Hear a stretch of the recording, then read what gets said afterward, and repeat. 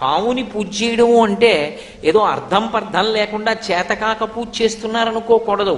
పాము సంతానకారకత్వం దగ్గర నుంచి పాము అనేక విషయాల్ని మనకి ప్రబోధం చేస్తుంది. అందుకే మీరు జాగ్రత్తగా గమనించండి, అసలు దేవతలు ఎవరికీ కూడా పాముతో సంబంధం లేకుండా ఉండరు. శ్రీ మహావిష్ణువు ఆదిశేషుడి మీద పడుకుంటాడు. పరమశివుడు నాగాభరణుడై మెడలో పాములు వేసుకుంటాడు, చేతులకి కూడా పాములు కంకణాలుగా పెట్టుకుంటాడు. అసలు విఘ్నేశ్వరుడు నాగ యజ్ఞోపవీతం వేసుకుంటాడు, పావునే యజ్ఞోపవీతంగా వేసుకుంటాడు.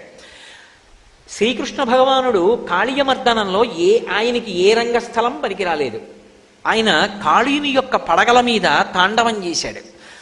మీరు ఎక్కడ చూడండి, చివరికి సహస్రారమని పాము పడగలు ఎలా ఉంటాయో శ్రీ విద్యా సంప్రదాయంలో ఆ సహస్రారమును చేరుకున్నప్పుడు అలా ఉంటుంది అని.